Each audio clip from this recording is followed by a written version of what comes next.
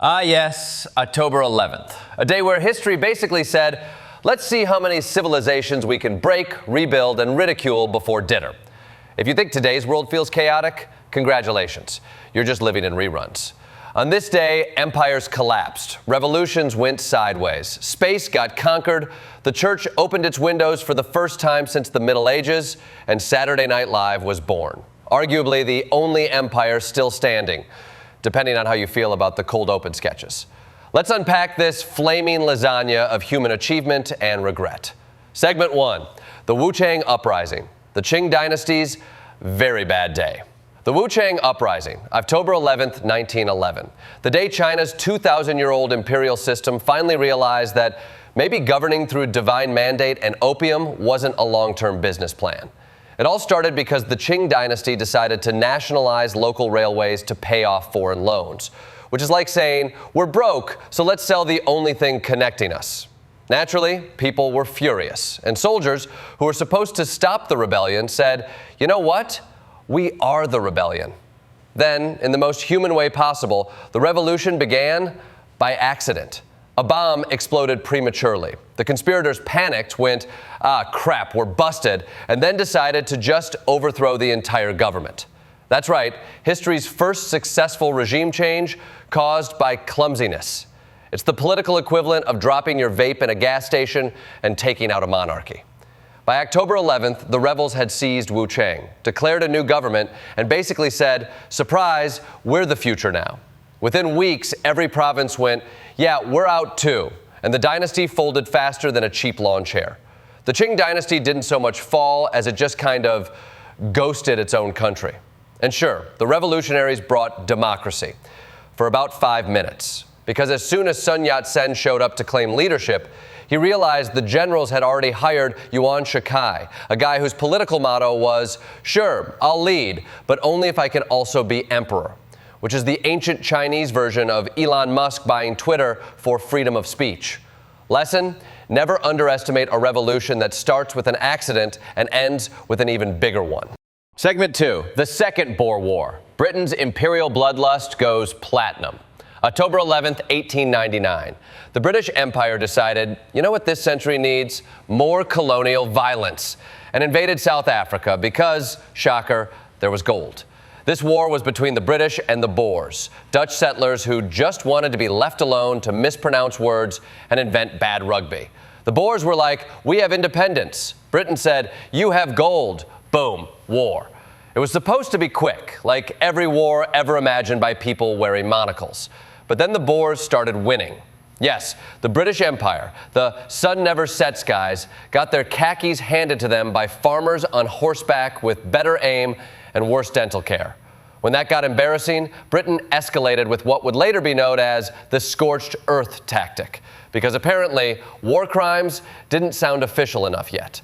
They burned farms, destroyed crops, and rounded up civilians into what they literally called concentration camps. Yes, before the Nazis made it horrifying, the British made it policy. Nothing says civilization like imprisoning women and children to protect mining rights. The Boer War previewed the 20th century in HD: propaganda, industrial slaughter, and the moral gymnastics of empire. It's the same logic every superpower uses. We're bringing freedom, also your gold. So next time someone romanticizes the British Empire with tea and Downton Abbey accents, just remember, behind every pip pip cheerio was a smoking pile of someone else's land. Segment 3, the fall of the Gang of Four. Mao's mess gets mopped up. October 11th, 1976. China woke up, realized Mao was dead, and decided to take out the trash. The Gang of Four, Mao's widow and 3 revolutionaries who made extreme ideology look like a brand deal, were arrested for trying to keep the chaos going. For a decade, they'd turned China into a live-action Yelp review for dictatorship, purges, famine, re-education camps.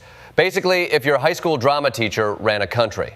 Jiang Qing, Mao's wife, was literally a former actress who believed she was destined to lead China because the revolution needs better lighting. When the gang was arrested, it wasn't the people rising up, it was the party saying, all right, even we're tired of this. Within months, the radicals were gone, and Deng Xiaoping came back like, new rule, We can keep communism and get rich. Who's in? And just like that, the world's largest communist state became the world's largest factory for capitalism. The Gang of Four thought they were saving the revolution. In reality, they were the world's first influencers canceled for too much content. Segment 4, Meriwether Lewis, the frontier hero who couldn't handle paperwork. Meriwether Lewis, the original overachiever who could conquer the wilderness, but not an Excel spreadsheet. The man literally charted half a continent, discovered hundreds of species, and mapped rivers, mountains, and tribes, and then died fighting debt. After leading the Lewis and Clark expedition, Jefferson made him governor of Upper Louisiana, which apparently meant go bankrupt trying to reimburse yourself. The government stiffed him on expenses, politics turned on him, and in 1809, Lewis set out to D.C. to clear his name. He stopped at an inn called Grinder's Stand, and tragically, he never made it past checkout. To this day, historians debate if it was suicide or murder. Either way, the poor guy went from man who opened the West to guy found dead in a motel. Lewis's story proves that being a great explorer doesn't mean you're good at life after the credits roll. He was like America's first action hero. Conquers nature, saves the mission, then gets canceled by paperwork. Honestly, the man deserved a Netflix limited series. Lewis, Manifest Destiny, and Melancholy. Segment 5, Space, the final PR frontier. October 11th has major cosmic vibes. On this date, Apollo 7, 1968, launched and proved America could safely send people into space after previously burning 3 of them alive. Catherine Sullivan, 1984, became the first American woman to spacewalk. And in 2000, NASA celebrated its 100th space shuttle mission. Apollo 7 was NASA saying, "We fixed the design flaw that killed our last crew. Please don't cut funding." Spoiler, they nailed it. It was a total success, even though the astronauts spent half the mission with head colds and sass, inventing the first ever passive-aggressive space mutiny. Then there's Catherine D. Sullivan, 1984, the first American woman to step into the void. It was groundbreaking, history-making, and somehow she still got less attention than whatever Reagan was doing that week. She refueled a satellite in orbit, proving women can multitask even in zero gravity. And by 2000, the 100th shuttle launch, Discovery, showed that spaceflight had become routine, which is both inspiring and terrifying. You know you've normalized exploration when launching humans into orbit gets less coverage than a celebrity divorce. Still, those milestones remind us that space is the one place where humanity occasionally acts like it has its act together. For a few hours. Until someone privatizes it and tweets something stupid. Segment 6, Vatican II, when the church finally hit update. October 11th, 1962. Pope John XXIII decided to open the windows of the church and let in some fresh air. Metaphorically, and probably literally, because incense only covers so much. Thus began the Second Vatican Council, basically Catholicism's reboot series. Before Vatican II, the church was like Windows 95, outdated, crashing, and afraid of science. Pope John said, "Enough gloom, let's bring mercy." And the bishops went, "Mercy? But what about guilt? We just got good at guilt." They debated everything, language, laity, modernity. The big change? Mass in local languages. Finally, Catholics could understand what they were confessing. It was revolutionary. Latin got dropped faster than MySpace, and suddenly the priest was facing the people, like a relatable influencer instead of a wizard summoning bread. They also apologized to Jews, embraced other faiths, and even said freedom of religion was good. Huge shocker. Vatican II basically turned a 2,000-year-old bureaucracy into a PR-friendly NGO. In modern terms, it was the church going from fire and brimstone to please like and subscribe. Segment 7, the cultural earthquake, SNL and the death of boredom. October 11th, 1975, Saturday Night Live premiered. George Carlin hosted, Chevy Chase fell down, and America said, finally, a show that mocks everything we secretly hate about ourselves. This wasn't just comedy. It was therapy for a nation that had just survived Vietnam, Watergate, and disco. It gave voice to the generation that trusted nobody, especially the government and especially network executives. Lorne Michaels promised live TV chaos, and he delivered. From Belushi's Samurai Deli to Weekend Update roasting politicians in real time, SNL became the lens through which America processed power. Every president since Ford has been roasted there, some more willingly than others. Trump even hosted once, proving satire has limits when the punchline runs for office. SNL was and still is America's funhouse mirror. Sometimes brilliant, sometimes cringe, but always reflecting our madness. Honestly, if aliens ever ask what human civilization was, just show them SNL's first season. It's all there: hope, chaos, laughter, and way too much cocaine. Segment 8. The Little Sparrow Sings No More.